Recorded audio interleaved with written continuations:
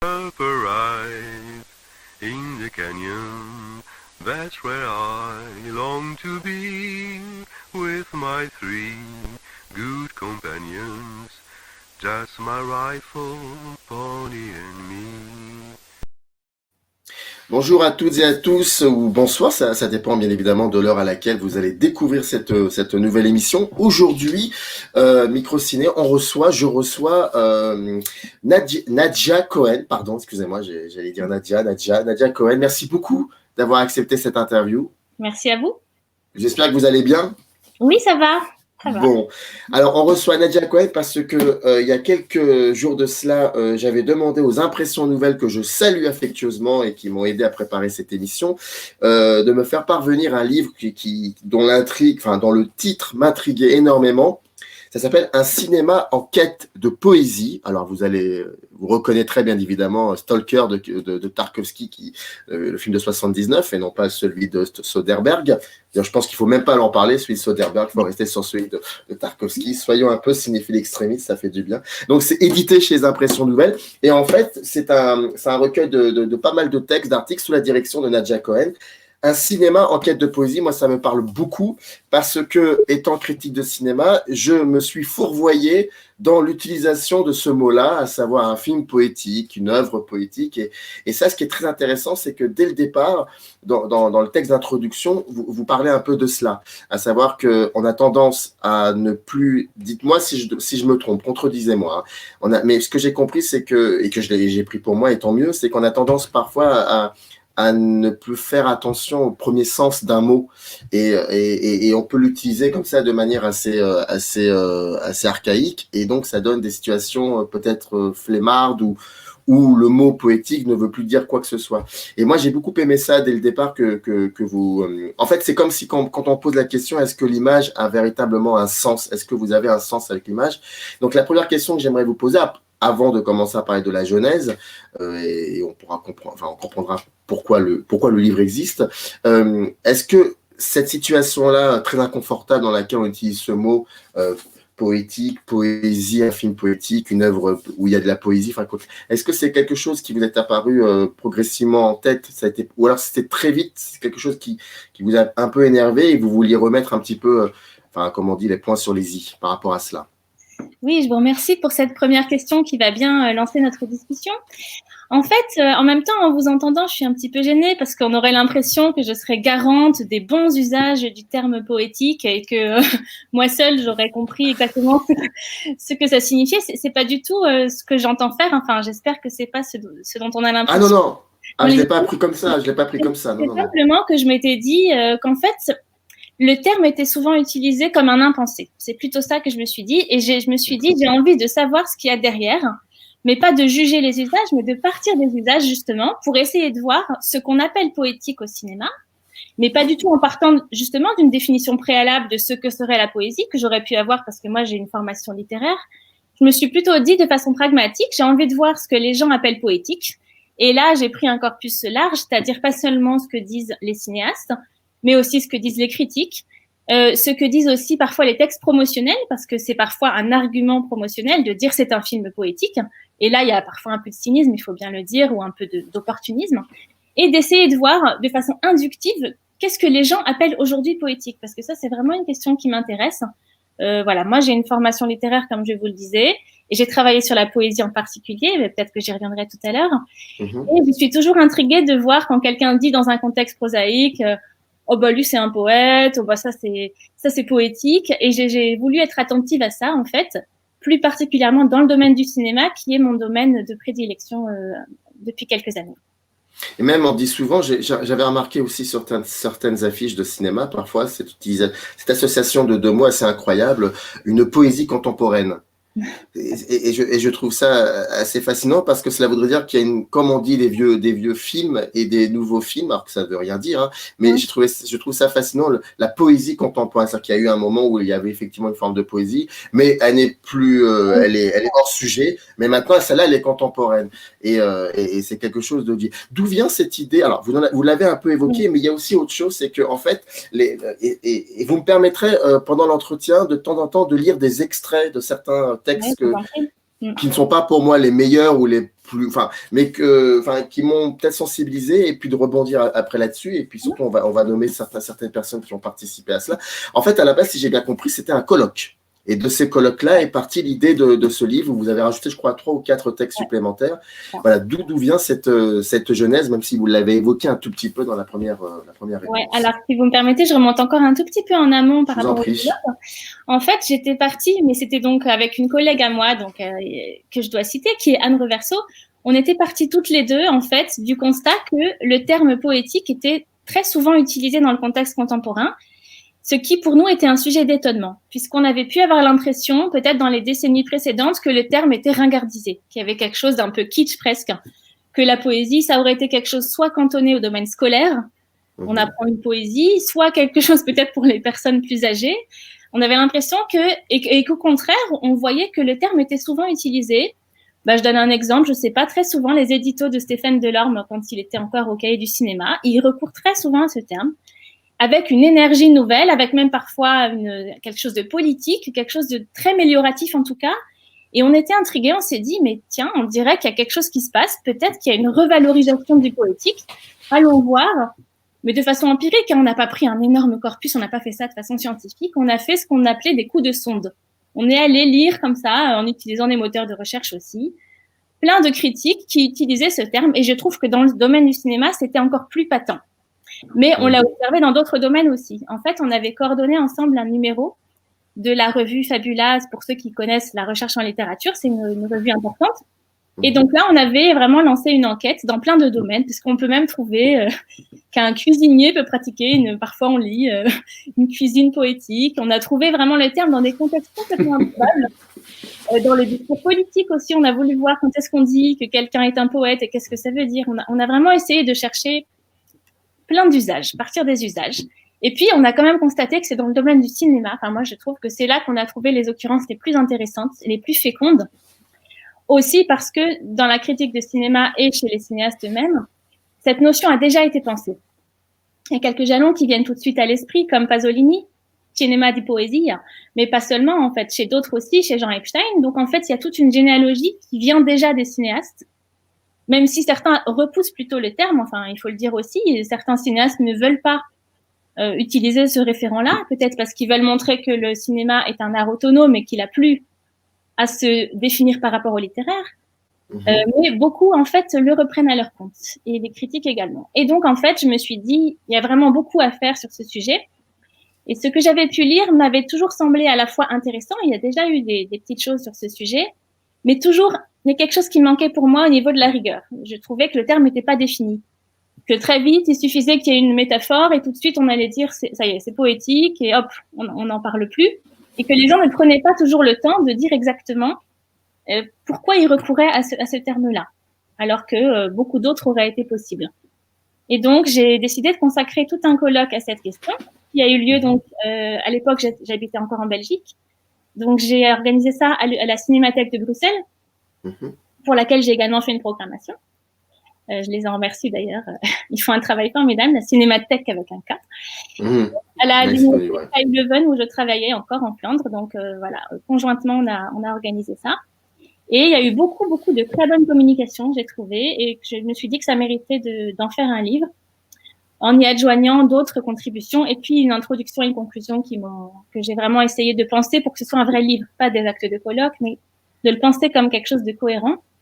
Et on a également ajouté, j'ai également ajouté quelques textes pour arriver à ce résultat que j'ai publié, donc aux Impressions Nouvelles, une maison que je connaissais déjà, avec qui j'ai de très bons rapports.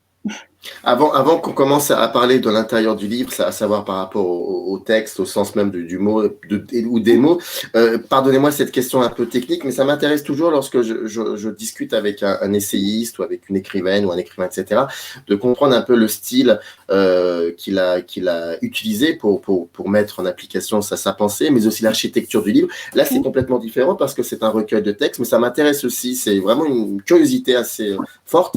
Et j'aurais voulu savoir comment déjà, d'une part, comment ça s'est passé au niveau des contributeurs? Est-ce que ça a été facile d'avoir des contributions? Est-ce qu'ils ont compris très vite l'envie, votre intention par rapport au colloque, et ensuite, bien évidemment, c'est revenu sur le bouquin? Pourquoi je vous pose cette question? Parce que vous l'avez un peu évoqué, c'est vrai que lorsque certains, dans la critique par exemple, ou dans le langage au quotidien, quand on utilise ce mot, c'est parce qu'on ne sait pas forcément dire ce que l'on a ressenti, et donc on est dans la facilité, on est dans une espèce de simplicité comme ça, et on dit bon bah c'est poétique. Et ça passe parce que poétique veut tout dire ou pas grand-chose, je ne sais pas. Il y a quelque chose qui passe là. Comment s'est déroulé, comment se sont déroulées la mise en place pour trouver des contributeurs? Et puis surtout, quand vous avez commencé à avoir cette idée d'en faire un livre, comment vous avez travaillé sur l'architecture du livre, sur le chapitrage, sur tout ça? Ça a été quelque chose qui s'est fait de manière très fluide? Ça a été une évidence, ou il y a eu pas mal de ça a été un peu plus long? En fait, donc, si on remonte au colloque, j'ai reçu beaucoup de propositions. En fait, vraiment beaucoup, ce qui n'est pas toujours le cas. Parfois, on est frustré, on lance un appel et puis c'est un peu une bouteille à la mer, ça n'arrive pas toujours à destination. Oui. Et là, j'ai reçu énormément de propositions, ce qui m'a conforté dans l'idée que c'était peut-être un sujet qui était porteur, enfin, qui était intéressant ou qui soulevait des interrogations chez pas mal de gens. Et selon l'approche, en fait, disciplinaire des différentes personnes, on n'allait pas prendre la question de la même façon. C'est ça aussi qui m'intéressait. Moi, je viens de la littérature et puis en même temps, je travaille maintenant sur le cinéma. Parmi les contributeurs, on a quelqu'un qui est sémioticien, Semir Badir. On a des gens qui sont en cultural studies, en études culturelles, comme mon collègue de Leuven qui s'appelle Jan Battens. Et puis, on a des gens qui sont simplement en études filmiques, qui ont une formation vraiment disciplinaire plus simple.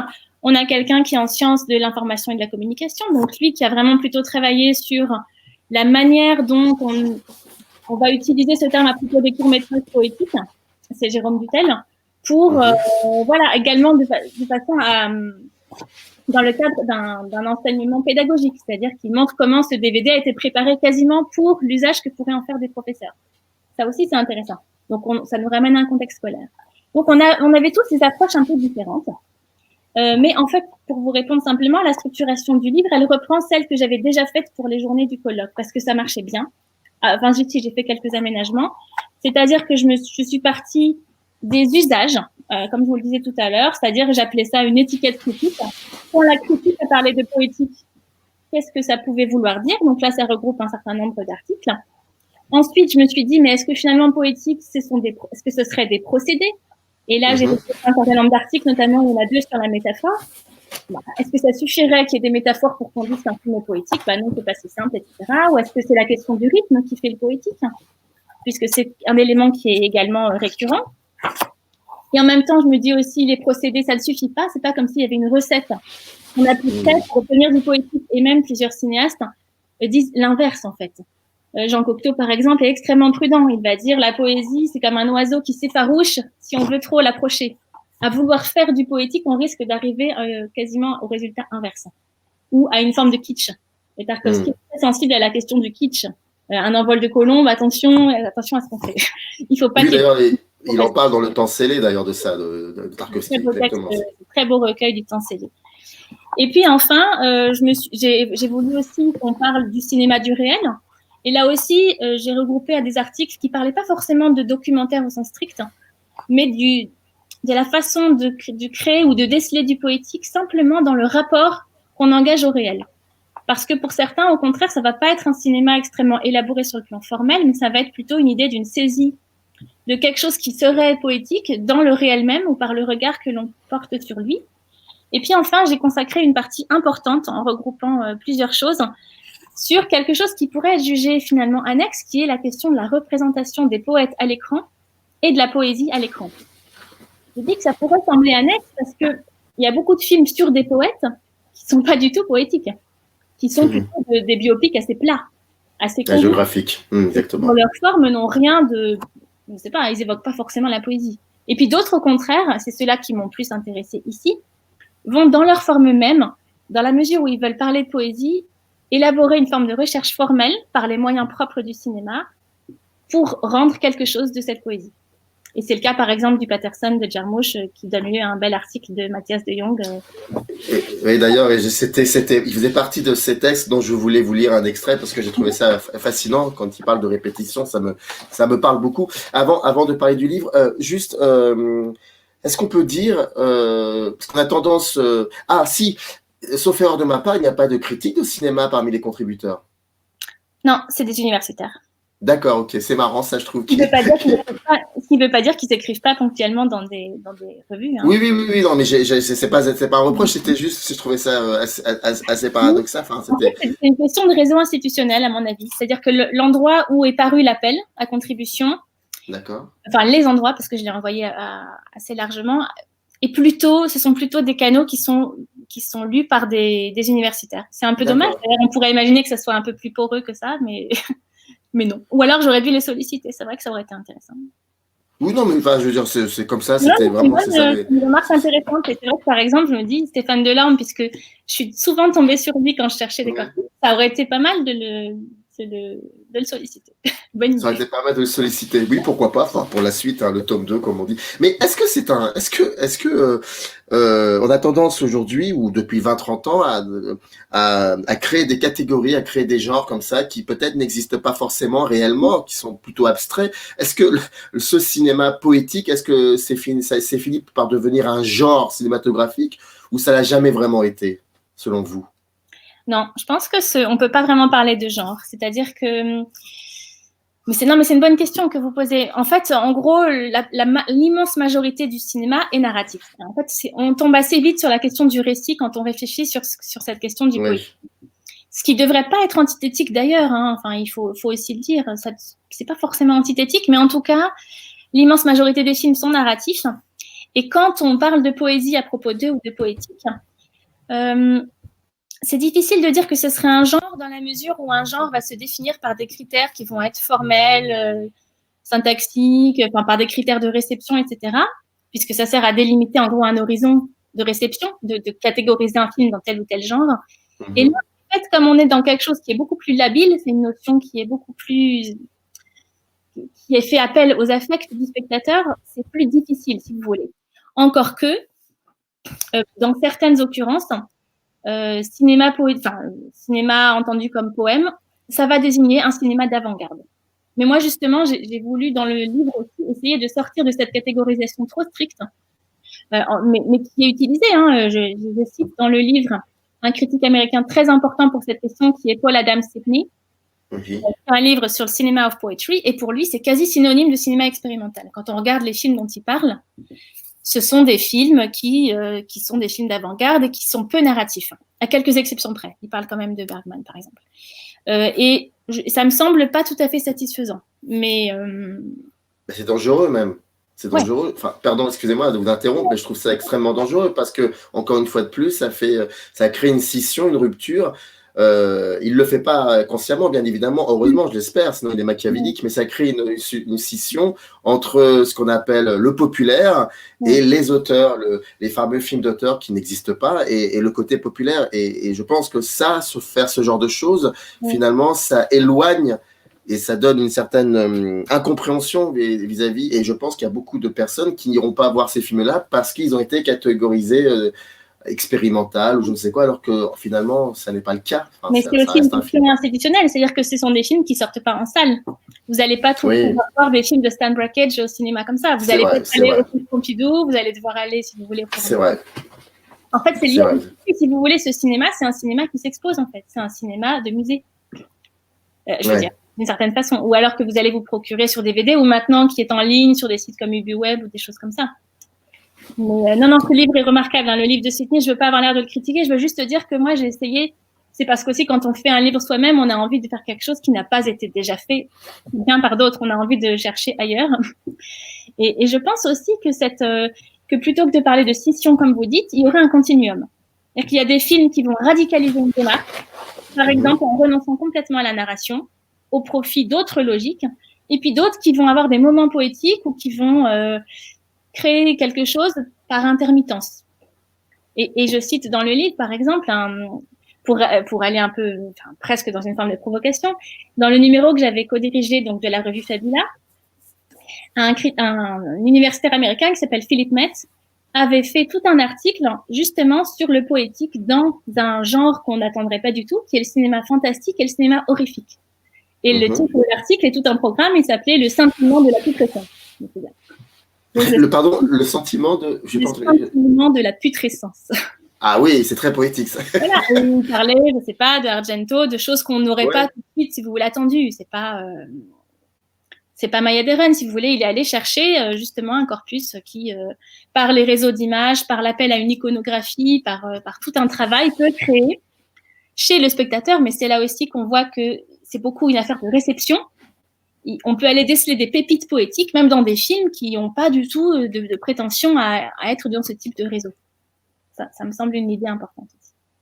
D'accord, mais c'est vrai que je n'avais pas pensé à un système de cinéma muséifié, mais même ce terme-là est un terme qui fait débat. Mais par exemple, comme un film comme les films de Cocteau qui sont extrêmement, d'ailleurs vous en parlez et puis surtout vous l'étudiez dans ce bouquin, sont des films qui sont passés dans des salles de cinéma. Mais est-ce que à cette époque-là, donc dans les années 40, plutôt les années 50 aussi, est-ce qu'on avait tendance à catégoriser, même si ces genres de films étaient effectivement, minoritaires dans l'industrie du cinéma français de l'époque, est-ce qu'ils étaient quand même catégorisés ou c'était, comme disait, je crois, Bazin, tous les films naissent égaux, tous les films sont libres et sont égaux. Chose qu'on pourrait plus dire aujourd'hui. Les films de Cocteau, je ne crois pas qu'ils aient été vraiment catégorisés spécialement. Et ben ça c'est vachement bien. Enfin, je trouve que c'est ça qui est intéressant. Alors pour revenir, alors vous avez donné les 4 chapitres du livre. Alors on va commencer par le cinéma poétique, une étiquette critique. Et il y avait un texte de Célia Gergini. J'aimerais bien vous lire un extrait parce que ça m'a bien marqué. Attendez, excusez-moi. Je vais noter. Voilà, c'est ça. Voilà, oui, c'est ça. En fait, c'est page 59 pour celles et ceux qui nous regardent. C'est Célia Gergini qui dit alors, le texte en lui-même se nomme JLG, Jean-Luc Godard, ou l'autre poétique, chronique avec un S entre parenthèses, d'une histoire critique. Et Célia Gergini qui fait partie de l'université Grenoble-Alpes et qui écrit. Page 59, il convient d'introduire cette étude par les mots d'un défenseur du poétique godardien entre parenthèses, enfin entre guillemets, Youssef Ishaqpour, qui est un immense, effectivement, une immense critique de cinéma et essayiste, en cherchant à définir ce que pourrait être ce poétique. L'essayiste et ancien rédacteur au Cahier du cinéma nous invite à revenir sur le cheminement critique du cinéaste.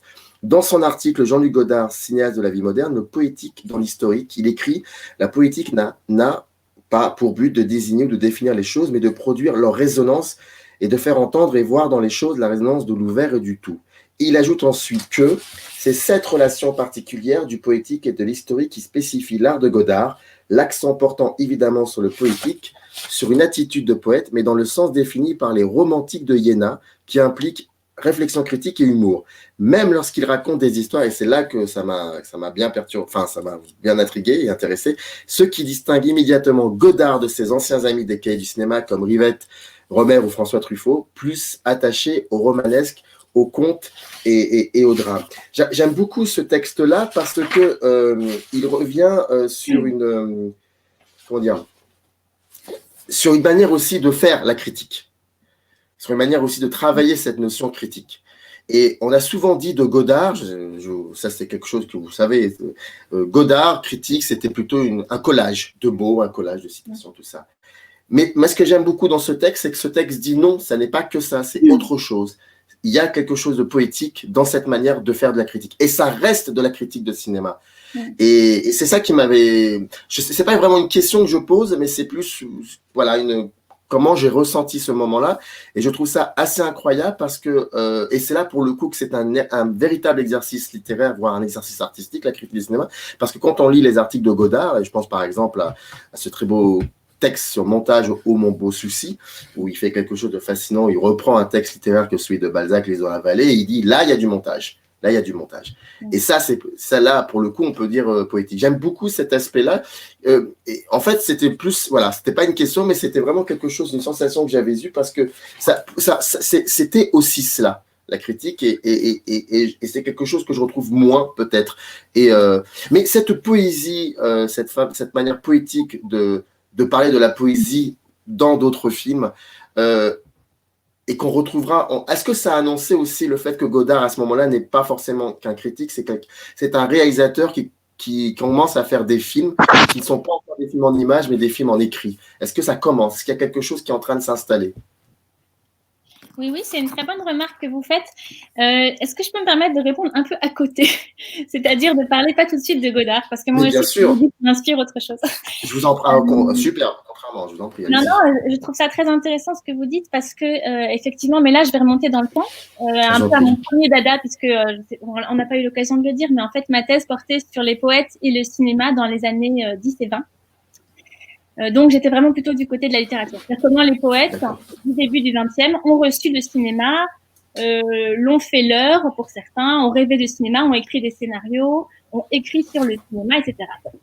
Donc, un certain type de poètes, les poètes modernistes notamment. D'accord. Et donc, je trouve ça intéressant ce que vous dites, parce que certains de ces poètes ont écrit sur le cinéma, mais même le cinéma qui n'avait aucune visée poétique particulière, hein, les sérials de feuillade, des choses comme ça, Fantomas, j'adorais Fantomas, tout ça. Et, mais aussi certains films d'avant-garde, comme Entracte de René Clair, qui est très souvent cité.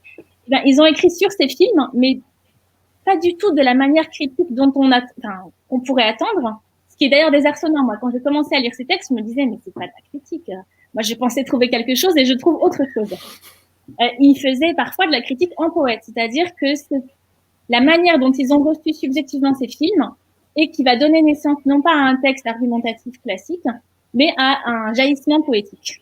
Et on trouve ça, par exemple, de façon très belle, je trouve, chez un poète roumain qui s'appelle Benjamin Fondan, qui a écrit sur Entracte un merveilleux texte. C'est en fait un poème en prose, mais qui part des images du film, qui rêve sur le film. Et cette idée, je trouve, d'une critique, alors c'est ce qu'on appelait à l'époque, une sorte de mode, on appelle ça de la critique synthétique, par opposition à la critique analytique. C'est-à-dire qu'on ne fait pas de l'analyse rigoureuse, mais on va être inspiré par un film et produire à son tour une œuvre poétique. De la même manière que Poe avait pu dire que la meilleure façon de critiquer parfois un tableau, ça aurait été de faire un sonnet et pas d'écrire un texte critique. Et donc, je trouve intéressant cette idée qu'en fait, mais c'est très important, puisqu'en fait, dire qu'un film est poétique, pour moi, j'ai pas encore eu l'occasion de le dire, je pense que c'est avant tout une construction discursive. Plutôt qu'une catégorie, le cinéma poétique, c'est ça, je vais vous expliquer, c'est quand il y a des métaphores, c'est quand c'est en noir et blanc alors qu'on aurait pu mettre de la couleur, c'est quand il n'y a pas beaucoup de dialogue, c'est quand il n'y a pas de narration. Je pense pas qu'on puisse dire les choses de façon aussi abrupte, même si c'est vrai que parfois c'est différentes caractéristiques reviennent. Mais l'idée de dire qu'un film est poétique, c'est avant tout un acte de jugement et c'est un choix discursif de dire ça. Et pourquoi est-ce qu'on va utiliser ce mot? Parce que pour nous, le poétique, c'est, je sais pas, selon les cas, une façon d'être au monde, si on prend la définition surréaliste, qui vient d'ailleurs aussi antique, ou alors ça va être plutôt une façon de fabriquer un discours, parce qu'on a une optique beaucoup plus comme celle des Parnassiens, par exemple. Enfin, bref. Et là, que cette idée, elle est intéressante, qu'on va écrire poétiquement, et que c'est ça peut-être qui fait émerger la poésie du film. Vous voyez, c'est-à-dire que ça veut dire que ça peut partir, on peut même décrire Alien de façon, et ça va donner naissance à un poème. Et c'est peut-être votre écriture qui va faire surgir la poésie du film. Donc, ce que vous dites à propos de Godard, je réponds à côté parce que, à la limite, c'est presque à Célia qu'il faudrait plutôt poser les questions. Elle connaît ça mieux que moi.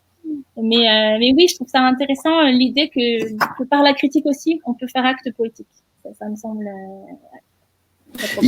Je fais une digression quand vous évoquiez, quand vous parliez de métaphores, etc. Parce que ça aussi, on en parle. Je crois que c'est dans le texte.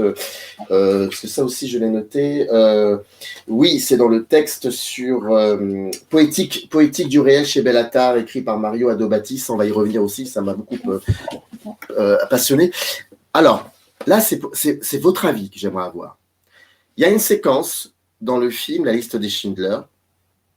Très connue, cette séquence-là. Peut-être même que vous savez de quoi je vais vous parler. C'est en noir et blanc. Et il y a, c'est la période, c'est la séquence du ghetto de Varsovie quand il y a la rafle. Et parmi donc tous ces futures victimes juives, il y a une jeune fille qui, elle, est en couleur.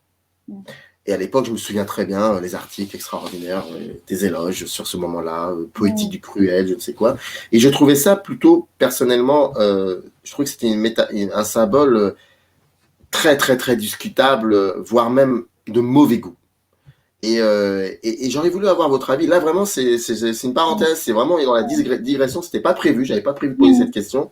Mais ça m'intéresse d'avoir votre avis sur ce moment-là, ce qu'en fait Spielberg.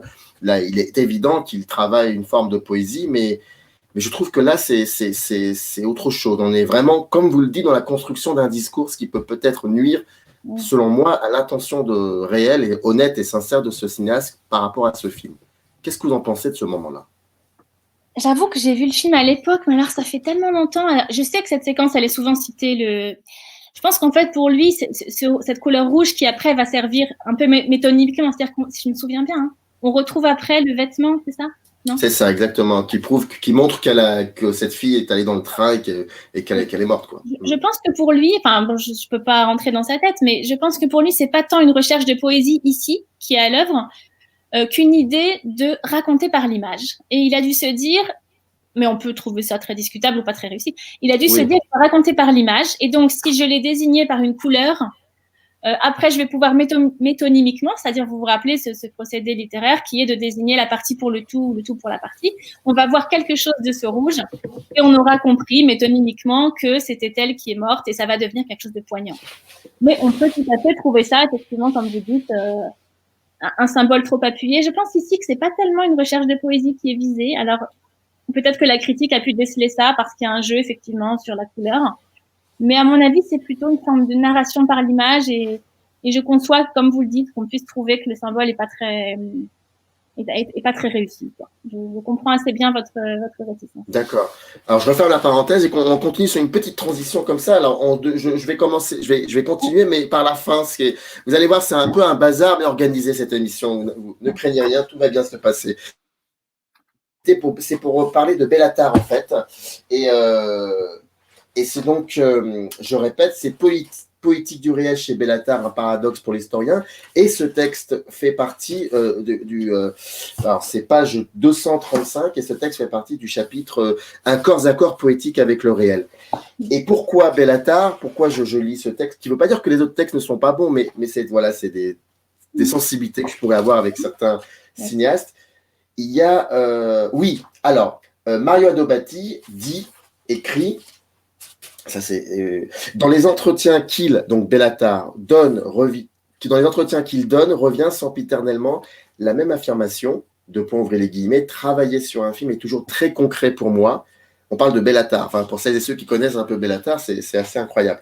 C'est pour ça que je dis qu'il n'y a pas dans mes films de métaphores, d'allégories ou de symboles. Nous n'avons qu'un seul grand objectif, filmer la réalité. Ou alors encore, maintenant, nous sommes 4, Agnès, Miali, Laszlo et moi. C'est un groupe fermé, nous pensons ensemble le film. Mais tu dois savoir une chose, nous ne parlons jamais d'art, nous parlons de choses concrètes, d'événements concrets. On pense à toute cette putain de vraie vie. Alors, ce qui est très beau, c'est que l'auteur du texte dit, bon, oui, pourquoi pas, mais c'est une posture en quelque sorte. Et il dit le refus de la métaphore, du symbolisme et de toute prétention artistico-philosophique est plutôt un déni. J'aime beaucoup ça parce qu'effectivement, ça s'appelle Poétique du réel chez Béla Tarr, mais il y a le sous-titre qui est intéressant, c'est le paradoxe. C'est la notion de paradoxe. Alors, je sais que je devrais peut-être poser la question à Mario Adobati, mais vous êtes là et c'est très bien et c'est superbe. Est-ce que pour vous, c'était aussi évident? Moi, je n'avais jamais pensé à cela. Le paradoxe que peut créer une posture d'un cinéaste face au refus d'utiliser, de convoquer la poésie, la poétique pour parler de ses œuvres. Est-ce que c'est quelque chose que vous aviez vu venir, mais moi, j'avais pas fait attention à cela? Oui, non, moi, ça m'a pas tellement surprise, mais parce qu'en fait, la poésie, en gros, elle a une double polarité. Soit elle est utilisée de façon très améliorative. En fait, c'est toujours, pas toujours, mais souvent la poésie est le nom d'autre chose pour moi. Et selon la définition que vous allez en avoir, vous allez vous positionner dans cette lignée ou contre. Et visiblement, pour Béla Tarr, c'est plutôt un repoussoir. Et certains cinéastes, pour sortir un peu de cette aporie, vont choisir de distinguer. J'ai trouvé, par exemple, quelqu'un qui va refuser le poétisme. Et le poétisme, ça serait cette recherche volontaire de poésie qui passerait par des procédés bien identifiables. Mais pour autant, il va revendiquer la poésie. Alors, il faudrait que je vous donne le nom, évidemment. J'aurais pu chercher. Il me semble que c'est chez Tarkovsky. Voilà. De toute façon, c'est traduit du russe. Alors, le poétisme, je ne saurais pas vous dire ce que c'était en russe. Mais en tout cas, c'est intéressant que, lexicalement, certains se soient justement et entrepris de distinguer ce qui relèverait d'une forme de coquetterie, on pourrait dire, peut-être. C'est peut-être ça que rejette Béla Tarr. Ça va être quelque chose de trop affecté, qui voudrait faire poétique et qui, du coup, manquerait son objet. et au profit d'une autre forme. Et là, donc, ce serait ce que sous-entend Mario Adobati, c'est qu'il y aurait de la poésie chez lui. Mais là, on va sortir complètement de ce paradigme de la poésie comme quelque chose d'une prose ornée, quelque chose de joli, qui aurait des figures de style, une conception rhétorique. Et plutôt, il va aller chercher une attitude existentielle, qui va être un certain regard porté sur le réel. Et je pense que si on lui avait défini comme ça la poésie à Bellatar, à mon avis, il n'aurait pas refusé le terme. Mais tout dépend aussi des univers culturels, si vous voulez. Je ne saurais pas dire dans la Hongrie de l'époque à quoi renvoyer pour lui le terme de poésie. Mais en tout cas, c'est toujours des affaires de définition. Et la poésie elle-même, de toute façon, dans le champ littéraire, quand vous regardez ce qui s'est écrit à ce sujet, elle va faire l'objet de définitions qui sont parfois même contradictoires. Mais c'est vrai que quand on... de quelque chose qui serait de l'ordre de l'ornement, quelque chose d'ornemental, de ciselé, qui doit être extrêmement savant, recourir à des références recherchées, à des figures de style, etc. C'est pas du tout la définition que vont mettre en avant les surréalistes, par exemple. C'est même aux antipodes. Et donc, en fait, à mon avis, il y a, selon le courant dans lequel on se situe ou selon l'idée qu'on a de la poésie. C'est pour ça que moi, dans le numéro de Fabula, on parlait des idées de poésie. On prétend pas dire ce que c'est que la poésie, on s'intéresse aux idées de poésie. Et c'est toujours par rapport à des idées, comme les idées de littérature. De quoi on parle, en fait, quand on dit mon film est poétique. Vous aviez évoqué au début de l'entretien ces cinéastes qui ont tendance à raconter en images la vie de poètes. Et quand on voit ces films-là, il faudrait que je trouve un exemple. Parce que un exemple qui va dans votre sens. Quand on voit ces films-là, il y a tout sauf de la poésie, voire même il y a tout sauf même des images, même tout sauf du cinéma et de la poésie, parfois dans ces films qui sont très hagiographiques. Il faudrait que je trouve là tout de suite un exemple, c'est un peu compliqué. Mais moi, je peux vous en citer quelques-uns. Je ne sais pas si vous les avez vus, hein, parce que je m'étais intéressée au biopic de poètes à un moment. D'accord. Justement, à la Cinémathèque, j'avais fait une communication là-dessus, mais qui n'est pas dans le livre finalement. Et par exemple, je ne sais pas si vous avez vu Sylvia, un film qui est consacré à la poétesse Sylvia Plath, poétesse américaine. Non, celui-là, je ne l'ai pas. Avec donc Gwyneth Paltrow dans le rôle titre. D'accord. C'est un film qui joue en fait sur cette aura qui entoure cette poétesse typique de la poétesse maudite puisqu'elle s'est suicidée. Mais c'est un film qui va être complètement dans cette mythologie romantique du poète qui est en proie à des déséquilibres psychiques, qui va se suicider, mais qui, dans sa facture, le film lui-même, en fait, n'a rien de poétique, si vous voulez. Mais parce que c'est le mythe. Parce que c'est ça peut-être le problème, c'est le mythe. À partir du moment où on filme un mythe, on n'est plus on n'est plus dans dans une distance, dans une distanciation, mais on est dans autre chose qui est même au-dessus du spectateur. Je trouve que le rapport au mythe, c'est très particulier au cinéma. C'est peut-être que le mot de mythe, alors, il n'est pas tout à fait justifié. Ce que je veux dire, c'est que ce qui a été exploité dans ce film-là, c'est le romanesque de sa vie et un romanesque sombre. C'est-à-dire qu'il y a une forme de fascination pour ces figures maudites qui, en plus, sont des destins de femmes. Ça s'ajoute aussi, quand on voit la réception de Sylvia Plath aujourd'hui aux États-Unis, c'est une figure importante pour les féministes, par exemple. Donc, c'est tout ça qu'il y a dans le film, je dirais, plus que l'idée de rendre sa poésie dans le film. D'autant plus qu'en fait, ils n'ont pas eu le droit dans le film d'utiliser ses poèmes. Et donc, ils ont trouvé des stratégies de contournement. Ils ont pu évoquer la poésie autrement, ce qui était difficile. Donc, c'est peut-être pas complètement de leur faute non plus. D'accord. Et par contre, à contrario, de mon point de vue, celui-là, je pense que vous l'avez vu, je trouve que Bright Star de Jane Campion est plutôt réussi. Oui. Magnifique, quoi. Donc, c'est sur le poète John Keats et sa jeune fiancée. Là aussi, un amour malheureux. C'est souvent des amours malheureux et des destins tragiques, la tuberculose. Mais là, on a quelque chose, à mon avis, qui travaille le poétique formellement et qui donne à entendre la poésie de manière très... Parce que c'est pas que des images de cinéma, c'est aussi du son. Et je trouve que le travail sur le son dans le film va dans ce sens également. Elle avait déjà travaillé là-dessus, sur Un ange à ma table. Ouais. Ça, c'est un film extraordinaire aussi là-dessus. Mais après, je pourrais vous poser une question de critique de cinéma. J'en suis désolé. Parfois, ça revient comme ça, on peut pas les contrôler. Mais c'est quoi? Et là, j'ai envie de vous dire, mais alors, qu'est-ce que c'est que filmer qu'est-ce que c'est que de filmer la poésie au cinéma? C'est quoi filmer? Voilà, je vais prendre comme exemple le Proust.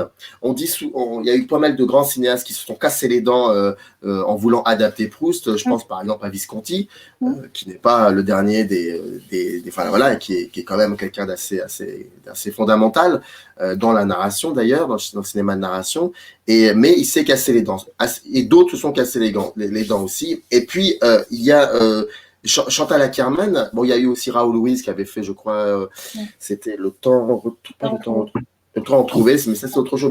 Mais Chantal Akerman, par exemple, quand elle adapte La Prisonnière, et ce qui est assez beau, c'est que il y avait une question comme ça qui est dans le cinéma, c'est comment filmer Proust? Comment filmer Proust? Déjà, en filmant Proust, il faut déjà ne pas s'attarder sur le noyau, sur le bouquin. Il faut prendre des choses qui ont une résonance avec l'actualité. Et quand on voit La Prisonnière, personnellement, je trouve que c'est... Enfin, La Captive, personnellement, je trouve que c'est un film assez flamboyant et remarquable. Et on sait qu'il y a Proust, mais on sait aussi qu'il y a Akerman. Et ça donne quelque chose de fascinant. Et c'est ça, peut-être, ce qui fait que dans le film Bright Star ou Un ange à ma table, ça fonctionne, c'est que quand on voit en Bright Star, ce qui est faux, moi, je me souviens que le début commence par des gens qui marchent. Et ça, c'est très beau, cette histoire de mouvement comme ça. Et progressivement, finalement, on oublie que c'est un poète, on oublie qu'il y a de l'inspiration. Et on sent que cette poésie, finalement, elle est dans le réel, quoi, elle est dans le quotidien, et ça fait partie, c'est un tout. Et pour vous, ce serait quoi? Comment si vous deviez définir, on va dire ça comme ça, ce serait quoi filmer la poésie? C'est quoi filmer la poésie? Et qu'est-ce que ça voudrait dire filmer la poésie dans le cinéma? En tout cas, je trouve que ce que vous dites est très intéressant avant de vous répondre. Ce que vous dites m'intéresse vraiment particulièrement sur ce que vous avez donné comme exemple de Proust. Si je vous ai bien suivi, finalement, vous dites qu'en gros, pour qu'un film parle bien de Proust, il faudrait qu'il ne se limite pas à l'anecdote, en gros, à raconter ce que raconte déjà La Recherche du temps perdu ou La vie de Proust. En fait, si je vous ai bien suivi, vous dites qu'il faudrait que le film soit proustien. C'est ça. Que dans son esprit et pas dans la lettre, le film évoque quelque chose de proustien. Est-ce que c'est... Alors, il y a de cela, mais il faudrait surtout que Proust laisse place plutôt à l'auteur, c'est-à-dire à Akerman. Il faudrait qu'Akerman prenne le dessus sur Il y a une rencontre, Proust. Voilà. Et qui est surtout une rencontre entre deux artistes. Et c'est tout à fait juste. Ouais. C'est ça, voilà. Mais cette question du proustien, moi, je la trouve intéressante parce qu'aussi... je maîtrise pas tellement. C'est vraiment. C'est une idée vraiment intéressante. Et par exemple, un film qui est par ailleurs peut-être pas très réussi, qui est Le Kafka de Soderbergh. Là, je fais un petit pas de côté. Ah oui. C'est intéressant de voir que finalement, il s'est voulu kafkaïen. En fait, il y a du kafkaïen, mais au sens où on l'entend hors de simplement le contexte littéraire. Qu'est-ce qu'on appelle kafkaïen? Et peut-être que c'est plutôt ça qui a travaillé l'imaginaire de Soderbergh, c'est le kafkaïen, il va essayer d'en donner sa lecture à lui. Et je trouve ça intéressant, cette idée que peut-être ce qu'il faut, c'est que en fait, c'est vous qui donnez la réponse à votre question, c'est que c'est la rencontre, en fait. Et pour moi, ça marche bien dans Bright Star. C'est Jane Campion qui a vraiment pris son sujet aussi, je pense, de façon très... le film est romantique, mais pas au sens kitsch du terme. Elle a pleinement embrassé, je pense, cette jeunesse qui est magnifiquement incarnée aussi par l'acteur Ben Whishaw, qui est vraiment magnétique. Elle vit ce romantisme, elle l'a pris à bras le corps, elle le prend sans condescendance, elle le prend pas de manière... c'est pas quelque chose de ridicule, c'est vraiment le tragique de ces jeunes vies qui est tellement bien rendu, je trouve. Et puis l'idée qu'elle a... Et c'est ce qu'elle raconte aussi, elle dit qu'au début, la poésie, c'était pas quelque chose qui allait de soi pour elle, comme beaucoup de gens. On leur dit lire de la poésie, pour beaucoup, c'est intimidant. Et elle dit elle en est venue à aimer la poésie de Keats, non pas par ses poèmes, mais par sa correspondance. Et ça aussi, c'est intéressant. C'est une porte d'entrée souvent pour entrer dans certains créateurs, c'est de lire leurs lettres qui les rendent humains. Et elle est rentrée par la poésie de cette façon, et elle dit qu'en fait, à son tour, c'est ce que je trouve très beau dans le film, et je trouve que c'est assez réussi, elle veut à son tour jouer un rôle de passeuse. Elle dit, moi, j'ai eu du mal parce que la poésie, pour beaucoup de gens, ça fait peur, c'est lointain, c'est obscur, c'est un peu hermétique. Moi, j'y suis rentrée par la correspondance et de même, je voudrais que mon spectateur découvre cette poésie par la vie de l'auteur, puisque c'est ça que je peux montrer en tant que cinéaste. Et en même temps, elle fait entendre beaucoup de poésie et c'est pas si courant dans les films. Ça peut être sous forme de voix over ou alors par moments avec des artifices. C'est normal, on a toujours des petits artifices. On fait lire quelqu'un, soit on entend sa voix au moment où il écrit, soit il y a plein de façons de rendre ça. Et cette idée d'être une passeuse de poésie, je trouve qu'elle est bien rendue aussi, puisqu'à la fin du film, si vous vous souvenez, c'est le personnage joué par Abby Cornish, donc le personnage de Fanny Brown, la fiancée de Keats, qui va réciter. Alors, elle est en deuil, hein, il est mort. Elle est en deuil, elle marche, donc on a un long travelling, et elle est en train de réciter les vers à son tour. Elle est une passeuse de la poésie de Keats, qui à son tour est passée par la cinéaste au spectateur. Et ça m'étonne pas qu'à la suite du film, parce que parfois certains disent ah oui bon d'accord il y a un film sur un poète, c'est pas ça qui va faire lire les gens, de façon très binaire et complètement gratuite. Je sais qu'après le film il y a eu beaucoup d'éditions à nouveau de la poésie de Keats qui ont été publiées. Bon, peu importe que pour des raisons de marketing on ait mis une image du film en couverture, on va pas s'énerver là-dessus quoi. De la poésie de Keats et que le travail a été bien accompli. Moi je suis pas assez Non, mais je suis entièrement d'accord avec vous. Oui, donc par rapport au livre, sur la deuxième partie, donc que vous appelez des procédés poétiques au cinéma, il y avait il y avait ce texte sur, bien évidemment, on parlait de Tarkovsky sur le miroir. Et alors attendez, voilà.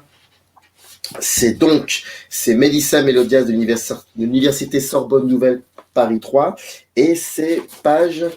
Attendez que je vous dise pas de bêtises. Alors, je l'avais noté quelque part. Je crois que c'est page 190. Oui, c'est page 190.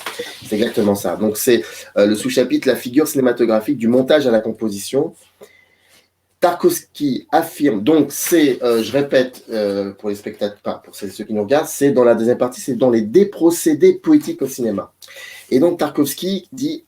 Alors que c'est quand même, si on ne connaît pas très bien Tarkovsky, il faut savoir que c'est quelqu'un qui, chaque jour, chaque heure, chaque minute de sa vie, c'est pas la question qu'est-ce que l'art, c'est comment je mets en scène, en gros, c'est où je mets ma caméra.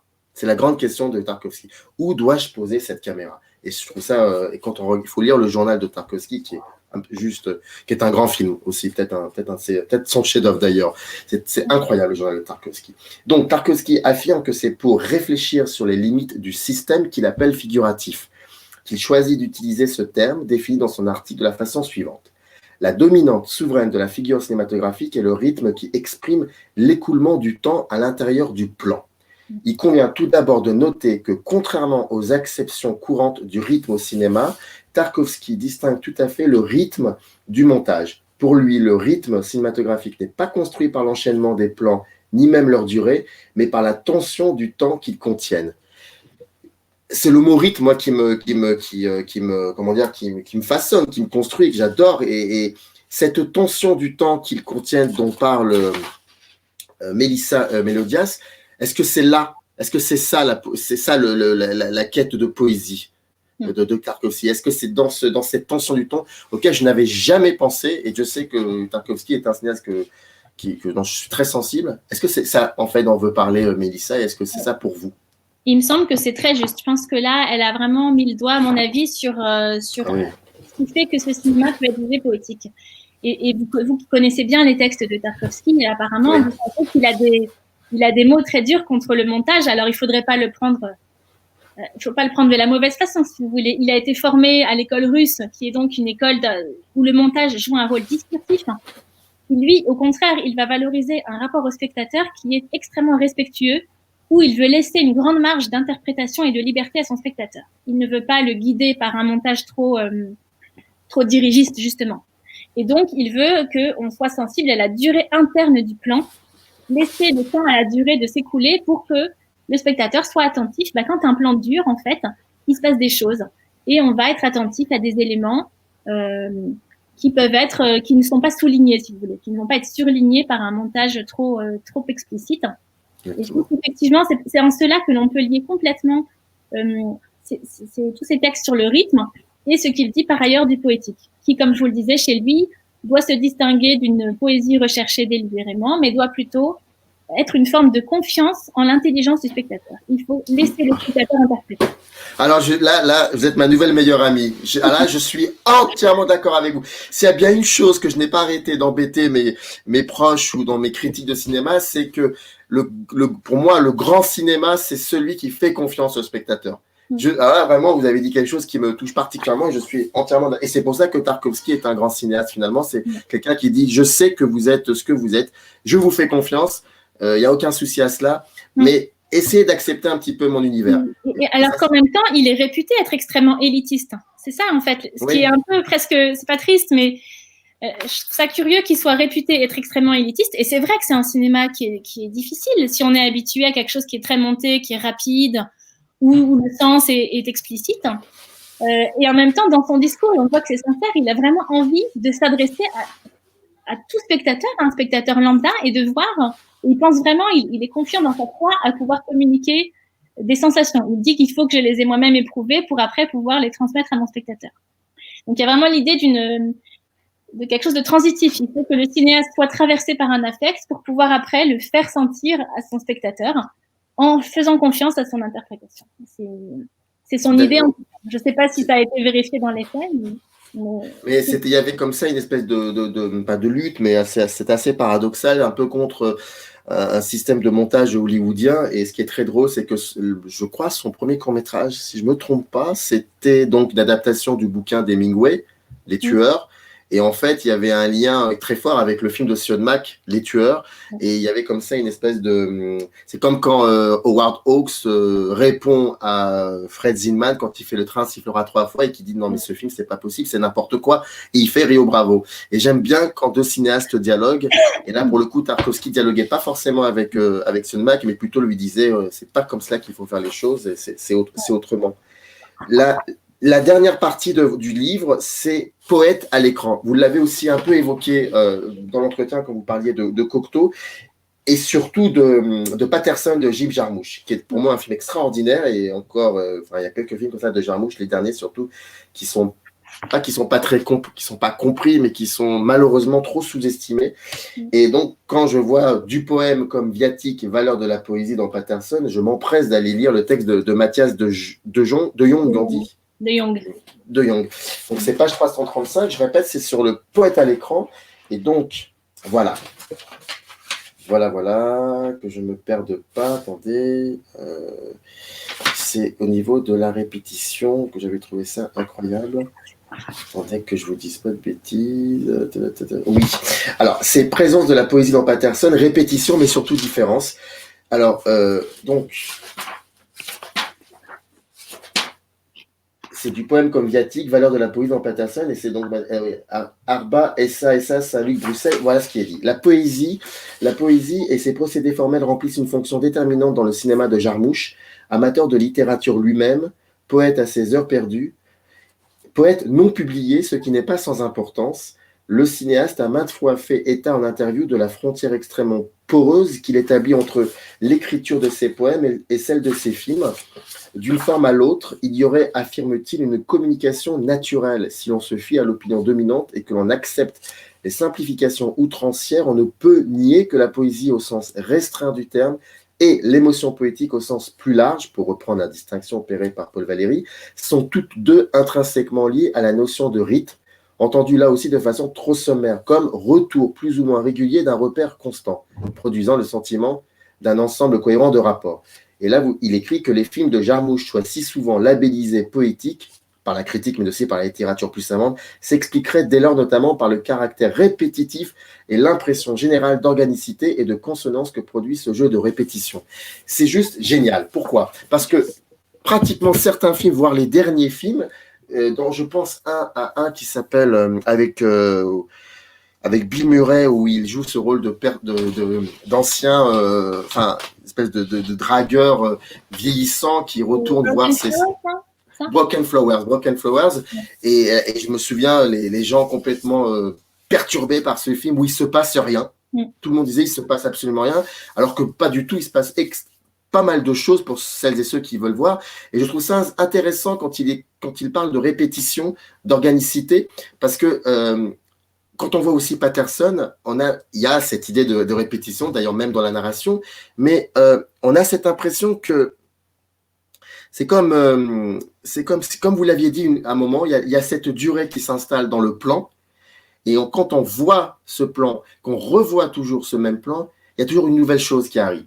Et je trouve que cette répétition dont parle Mathias, c'est exactement ça, et c'est peut-être cela qui crée une forme de poésie, mais alors peut-être pas une forme de, enfin, quelque chose qui ne soit pas, visible, ou qu'on ressent pas. Je peux me tromper, hein, dites-le moi, hein, comme ça on en parle, mais c'est quelque chose qui ne se sent pas tout de suite. Et plus Jarmusch s'est avancé dans le cinéma, plus c'est devenu de cette manière. Parce que quand on voit ses premiers films, c'était pas comme cela, c'était autre chose. Et je trouve ça incroyable, un cinéaste qui tellement maîtrise son art qu'il en arrive à faire un film comme si c'était la première fois. Et je trouve ça extraordinaire. Et donc, la notion de répétition dont parle Mathias, je trouve ça assez, pas que c'est juste, mais je trouve vraiment que c'est une idée assez intéressante finalement. Dans ce système. Et dans le livre, il y a tout cela, en fait. C'est ça qui est très intéressant, c'est qu'il y a plein de propositions qui peuvent parfois un peu décontenancer, on peut ne pas être d'accord, et c'est ça le plus important. Mais, et j'aime beaucoup cette idée de cette notion de répétition. Je ne sais pas ce que vous en pensez. Oui, non, c'est très juste. Et en plus, bon, dans le film, en l'occurrence dans Patterson, c'est explicite, ne fût-ce que par la structure du film, pour ceux qui l'ont en tête, qui l'ont vu récemment, il reprend des journées, avec à chaque fois le nom de la journée, Monday. Et donc, la figure de la répétition est explicite, puisqu'on a à chaque fois le jour qui s'affiche, le couple au lit, avec à chaque fois des petites variations auxquelles vous avez été sensible et auxquelles on est de plus en plus sensible. Et c'est effectivement une des définitions du poétique que cette idée de répétition et variation. Même dans les poèmes qui vont avoir des vers qui reviennent, dans un sonnet ou dans un autre poème, on a toujours, à chaque fois que dans les formes qui reprennent comme des refrains, oui. L'idée, c'est qu'à chaque fois, c'est un refrain, mais c'est jamais le même puisqu'il est inscrit dans un contexte différent et qu'il va y avoir une différence.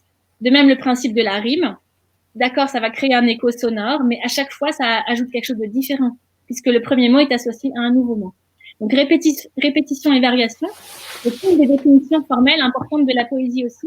Et effectivement, dans ce film-là de Jarmusch, qui parle d'un poète et qui surtout structure ce film de cette façon, c'est tout à fait explicite et c'est très cohérent. C'est pour ça que l'article de Mathias est vraiment très bon, je trouve. Aussi parce qu'il est très informé. Il parle beaucoup de l'école de New York, cette école de poésie qu'on connaît pas très bien en France. Il y a justement cette poésie très simple, une poésie désaffublée, c'est une poésie du quotidien. Quand on voit les poèmes qui sont dans le film et qui sont des poèmes de Ron Padgett, souvent, c'est une poésie qui a l'air de rien. Il y a un poème sur une boîte d'allumettes, Ohio Blue Tip, donc c'est une marque d'allumettes. Ce sont vraiment des toutes petites choses qui sont tressées dans le quotidien et le film délibérément tourne le dos à l'emphase. C'est vraiment un film sur une poésie. Mais ce qui est drôle, c'est pour ça que je dis que c'est une poésie qui n'était pas très bien reçue en France, pas très connue en tout cas. Moi, en discutant avec des gens, il y a des gens qui ont pu me dire « Ah oui, Patterson, c'est ce film sur un poète raté. » Oui, je me souviens. Mais c'est sur un poète raté. Et les poèmes qui sont dans le film, je ne sais pas si on peut dire que c'est des poèmes ratés, j'en suis pas du tout persuadée. Par contre, c'est un poète qui est non publié. Et tout l'enjeu avec la copine qui est jouée par... comment elle s'appelle ? Oui, c'est l'actrice iranienne. Ah oui, bon, bah voilà, c'est comme ça. Et ben, c'est comme ça. Toute leur petite dispute, c'est qu'elle lui dit en gros, pourquoi tu ne publies pas tes poèmes pour que le monde entier puisse profiter de ton talent, etc. Et c'est intéressant, vous avez justement cité le fait que Jarmusch est un poète non publié lui-même. C'est un poète du dimanche, mais au sens noble du terme. C'est quelqu'un qui a une activité économique par ailleurs, il est chauffeur de bus, quelqu'un de simple, qui est joué par Adam Driver justement, et qui en même temps écrit des poèmes, mais naturellement entre les lignes de sa vie. Il écrit sur le volant de son autobus. Et les poèmes, d'ailleurs, visuellement, une des solutions plastiques qu'a trouvé Jarmusch, c'est de faire se surimprimer les poèmes sur la vitre, par exemple, de son bus. Ouais. Mais plus qu'un truc, à mon avis, c'est aussi une façon de dire la poésie s'imprime dans la vie elle-même. C'est une poésie du quotidien, c'est une poésie simple qui émane naturellement de cette pratique qui est du chauffeur de bus et qui tourne le dos au spectaculaire. Vous avez dit, ce sont des films qui désarçonnent les films de Jarmusch parce que certains disent qu'il ne se passe rien. Et dans ce film, justement, cette idée du refus du spectaculaire, elle est thématisée explicitement, si vous vous souvenez, par le fait que il aurait pu y avoir un accident de bus, mais non. Ah oui, c'est vrai. Plusieurs personnages à plusieurs reprises disent, vous vous rendez compte, le bus aurait pu exploser. Il aurait pu, mais il n'a pas explosé. Et en fait, c'est tellement, si vous voulez, la réplique, elle revient 3 fois, si je me souviens bien, ou 4. À nouveau, un effet de répétition qui va, en quelque sorte, mettre en abîme, je trouve, ce que fait Jarmusch, quoi. Je ne vais pas vous faire l'accident de bus avec des explosions artificielles. Je vais vous montrer tout le reste. Voilà, et puis ça fonctionne énormément. C'est un cinéma en quête de poésie. C'est édité chez Les Impressions Nouvelles, qui est une société d'édition et mise en édition extraordinaire. Je vous invite à aller sur leur site. D'ailleurs, tout sera renseigné sur le descriptif de cette vidéo. Et j'étais en compagnie de Nadia Cohen, qui est donc sous la direction de Nadia Cohen, ce remarquable recueil de textes. Il faut absolument se le procurer. Faut pas avoir peur, c'est pas épais. Au contraire, ça coule de source. C'est comme on dit, ça passe crème. Et moi, j'ai trouvé ça fascinant. J'ai vraiment trouvé un plaisir. On n'est pas obligé de tout lire non plus, hein. On Si, peut lire seulement les choses qui nous intéressent. Non, il faut tout lire. non, mais oui, bien sûr, je suis d'accord avec vous. Mais vraiment, il y a des textes assez intéressants qui, en plus de cela, pour celles et ceux qui aiment bien, qui doutent constamment, bah c'est des textes qui doutent aussi, et c'est assez fascinant de proposer des idées, d'essayer de voir un peu, et ça donne envie de revoir des films aussi. Et ça, je crois que c'est très important. Donc, merci. En tout cas, merci beaucoup. Alors, pour celles et ceux qui nous regardent, sachez qu'il y aura aussi un lien qui renvoie à la page pour vous procurer ce recueil. Et merci beaucoup d'avoir accepté cet entretien. Et c'était vraiment passionnant. C'était agréable. Merci beaucoup à vous pour cette lecture très précise. Je vous suis reconnaissante. Je vous en prie, c'est le minimum. C'était le minimum. En tout cas, j'espère qu'on se reverra chez Microciné pour d'autres aventures littéraires. En tout cas, vous serez la bienvenue, et ça me fera super plaisir de renouer prolonger cette conversation avec vous. En tout cas, merci beaucoup pour cette interview, et puis à très vite. Et c'est parti pour le générique. In the canyon, that's where I long to be, with my 3 good companions, just my rifle, pony and me.